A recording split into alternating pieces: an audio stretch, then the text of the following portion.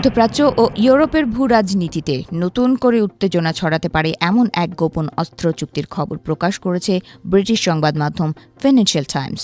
প্রতিবেদনে বলা হয়েছে, ইরান এবং রাশিয়া প্রায় ৫০০ মিলিয়ন ইউরোর একটি গোপন চুক্তি স্বাক্ষর করেছে, যার আওতায় তেহরান কাঁধে বহনযোগ্য উন্নত বিমান প্রতিরক্ষা ক্ষেপণাস্ত্র পাবে।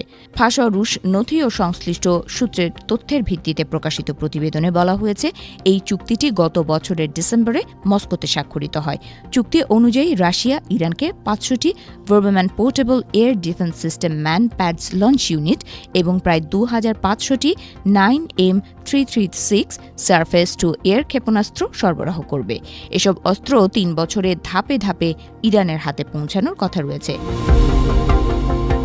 বিশ্লেষকদের মতে এই ধরনের ম্যানপ্যাডস অত্যন্ত কার্যকর, কারণ এগুলো ছোট, বহনযোগ্য এবং নিম্ন উচ্চতায় উড়তে থাকা বিমান বা ড্রোন প্রতিরোধে সক্ষম। ফলে ইরানের আকাশ প্রতিরক্ষা ব্যবস্থায় এটি বড় ধরনের শক্তি যোগ করতে পারে। প্রতিবেদন অনুযায়ী চুক্তিটি রাশিয়ার রাষ্ট্রীয় অস্ত্র রপ্তানিকারক প্রতিষ্ঠান রোসোবোরন এক্সপোর্ট এবং ইরানের প্রতিরক্ষা মন্ত্রণালয়ের লজিস্টিক বিভাগের প্রতিনিধিদের মধ্যে সম্পাদিত হয়। জানা গেছে, ২০২৫ সালের জুলাইয়ে ইরান আনুষ্ঠানিকভাবে এই ক্ষেপণাস্ত্র ব্যবস্থার জন্য আবেদন জানায়। এর পেছনে বড় কারণ হিসেবে উল্লেখ করা হয়েছে ২০২৫ সালের জুনে যুক্তরাষ্ট্র ও ইসরায়েলের হামলায় ইরানের আকাশ প্রতিরক্ষা অবকাঠামোর ক্ষয়ক্ষতি। সেই ঘটনার পর থেকেই তেহরান তার প্রতিরক্ষা ব্যবস্থা পুনর্গঠনে নানা দেশ থেকে সহায়তা খুঁজছিল বলে গোয়েন্দা সূত্রগুলো দাবি করেছে। এদিকে এই গোপন অস্ত্র চুক্তির খবর প্রকাশের সময়টিও বেশ গুরুত্বপূর্ণ, কারণ যুক্তরাষ্ট্র ও ইরানের মধ্যে চলমান পারমাণবিক আলোচনা নতুন করে উত্তেজনাপূর্ণ পর্যায়ে পৌঁছেছে।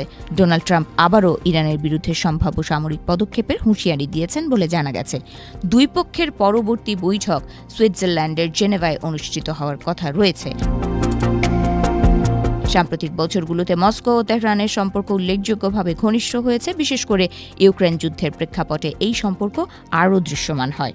পশ্চিমা দেশগুলোর অভিযোগ, ইরান রাশিয়াকে ড্রোন সহ বিভিন্ন সামরিক সরঞ্জাম সরবরাহ করেছে, যা ইউক্রেন যুদ্ধে ব্যবহৃত হয়েছে।